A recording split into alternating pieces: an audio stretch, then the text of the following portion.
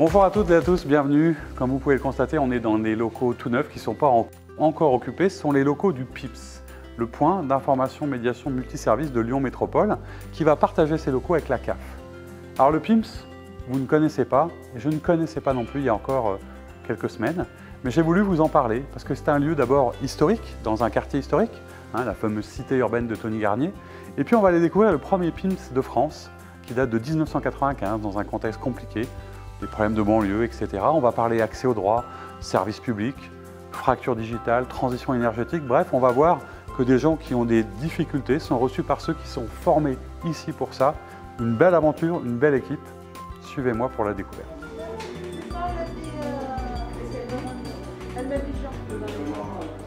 Alors, le PIMS, ça signifie point d'information médiation multiservice. Moi-même, il y a à peu près 2 ans et demi, je ne connaissais pas non plus le PIMS. Ses activités principales sont la médiation sociale et numérique et il est composé donc à Lyon de 7 points d'accueil et d'une équipe terrain qui sillonne la métropole et qui va au-devant des gens. La majorité des cas sont des problématiques socio-économiques et on traite avant tout l'accès aux droits et aux services et on rétablit du coup le lien social qui parfois peut être brisé dans certains quartiers. On est dans un quartier qui n'est pas simple, mais oui. Qui vient ? Avant tout, des personnes qui sont en proximité. Donc vraiment, le PIMS marche par le bouche à oreille. On est d'année en année surpris par le nombre de personnes supplémentaires qui franchissent la porte de nos PIMS. Alors la crise sanitaire nous a touchés bien évidemment de plein fouet et on a dû revoir notre mode de fonctionnement puisque avant on accueillait sur le flux et on avait un accueil permanent et aujourd'hui on est obligé d'accueillir sur rendez-vous. Donc ça peut s'apparenter davantage d'ailleurs à quelque chose qui pourrait relever des institutions classiques. Voilà. Et pour autant le PIMS a une posture très neutre. Et c'est très important de préserver cette neutralité. Ouais, neutralité, accueil sans condition, un accueil de premier niveau.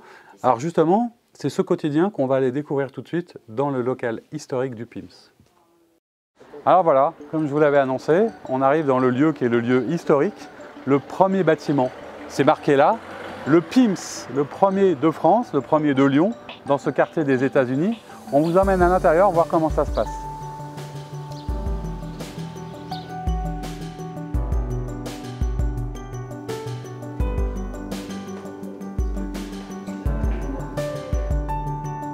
Comment vous raconteriez votre mission? Qu'est-ce que ça fait pour vous? Je suppose que ça donne du sens à votre travail et à votre quotidien. Ah ben moi j'ai enfin trouvé le boulot de mes rêves. Et jamais trop tard alors pour trouver le boulot. Jamais trop. Les gens reviennent, les gens nous redisent à quel point c'est important. Il y a quand même pas mal de gens qui sont extrêmement reconnaissants, qui nous disent sans vous on ne pourrait pas. J'ai une mission, c'est de faire des ateliers numériques. La plupart du temps ils viennent parce qu'ils n'ont jamais touché à un ordinateur, ou un smartphone. Eux ce qui les intéresse c'est de faire toutes leurs démarches eux-mêmes. Pour être autonome sur les services publics ou même carrément à apprendre à faire du traitement de texte, donc voilà, à maîtriser le monde du numérique. On est de retour avec Juliette Lelay pour poursuivre notre discussion. Ce qu'on a pu constater, c'est qu'il y a quand même sans doute moins de jeunes, et c'est peut-être une de vos difficultés. Il y a les parents beaucoup, il y a des personnes âgées qui viennent, mais il y a un peu moins les jeunes. Comment est-ce que ça peut s'expliquer ça? Nous, ce qu'on a constaté, c'est que souvent, le jeune qui va franchir la porte du PIMS, c'est qu'il est totalement acculé et qu'il doit réaliser une démarche administrative. Il est un peu obligé, quoi, voilà. un peu forcé, Et voilà.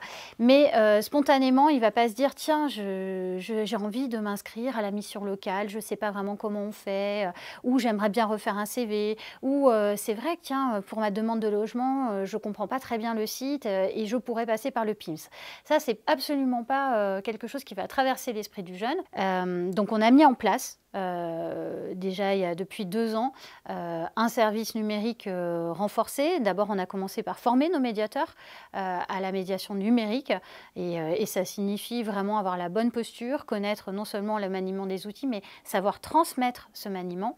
Et puis on a mis en place un programme aussi d'accompagnement à domicile pour les personnes qui ne franchissent pas la porte de nos PIMS. On parlait des jeunes mais on oublie aussi souvent les personnes âgées ou en difficulté de mobilité. Donc là, on va au devant de ces personnes-là. On a de très bons résultats, en tout cas sur un programme qu'on mène avec un partenaire qui est Malakoff Humanis. Très bons résultats parce qu'en fait, on se rend compte que d'avoir un programme long terme d'accompagnement, c'est la solution pour juguler cette fracture numérique. Donc aujourd'hui, la métropole développe un programme de passe numérique dont on est expérimentateur et on espère qu'on va pouvoir continuer à expérimenter ça sur nos sites et dans nos lieux même d'accueil. Il y a d'ailleurs aujourd'hui une formation dans vos locaux. Voilà. Parce que c'est une formation à la fois certifiante, c'est ça? Enfin, c'est un vrai métier, un vrai diplôme reconnu aujourd'hui. Tout à fait. Alors le réseau de l'Union des PIMS a donc été reconnu AFNOR, donc norme AFNOR, médiation sociale, depuis l'année dernière. Et donc aujourd'hui, on est vraiment certifiant dans nos accompagnements. Et pour qu'on se rende compte, juste en quelques chiffres, il y a combien de médiateurs et vous recevez combien de personnes à l'échelle de la métropole? Alors aujourd'hui, on a 40 médiateurs au sein du PIMS Lyon Métropole et où l'on reçoit, hors période crise sanitaire, à peu près 200 000 personnes par an. C'est la CAF qui nous a proposé de nous installer avec eux dans leurs nouveaux locaux. Ce sont des anciens locaux qui ont été réhabilités, réaménagés sur 2 étages supplémentaires. Et la volonté de la CAF, c'était de dire, vous êtes opérateur France Service, vous réalisez notre accueil de premier niveau, voilà, soyez présents parmi nous et collaborons ensemble au sein de ce bel immeuble qui est au cœur du quartier des États-Unis. Voilà, qui est le site historique quelque part, le quartier historique au 75 rue Jean Sarrazin, mais qui se trouve place du marché du 8 mai 1945. Au niveau de la métropole, vous avez plein de partenaires, les entreprises et je suppose les collectivités. Est-ce que vous avez des besoins, des demandes, des aspirations, des projets un peu avec tous vos partenaires pour encore à la fois peut-être mieux faire connaître ou développer votre activité d'accueil? Oui, alors nos projets, on fulmine de projets, on va dire. Donc, mais un des très beaux projets qui me tient énormément à cœur, c'est que j'aimerais pouvoir monter avec justement la participation des collectivités et d'autres acteurs, quels qu'ils soient, c'est le projet de tiers-lieu numérique au sein d'un quartier politique de la ville. Pourquoi un tiers-lieu numérique dans un quartier politique de la ville? Parce que justement, ce serait un lieu de mixité sociale. On se rend compte souvent qu'on est quand même très, on va dire, ghettoisé dans certains quartiers, qu'on a du mal à faire entrer d'autres prestations. Et ce tiers-lieu numérique serait l'occasion donc d'être à la fois un lieu qui pourrait accueillir un Fab Lab, qui pourrait accueillir de l'accompagnement numérique tel qu'on le fait aujourd'hui et dont on discutait précédemment, de formation via le numérique, des usagers des quartiers, mais aussi de ceux qui viendraient spécialement pour justement le Fab Lab et autres, un lieu également d'accueil pour des associations qui pourraient exercer d'autres activités. Voilà, donc ça, c'est vraiment cette idée de cœur de quartier, de faire vivre et de faire participer l'ensemble des habitants à ce projet. Parce qu'aujourd'hui, je crois pertinemment que rendre acteurs les habitants, c'est aussi l'un des grands sujets fondamentaux qui va faire bouger les quartiers, mais qui va aussi faire bouger chacun dans son petit précaré.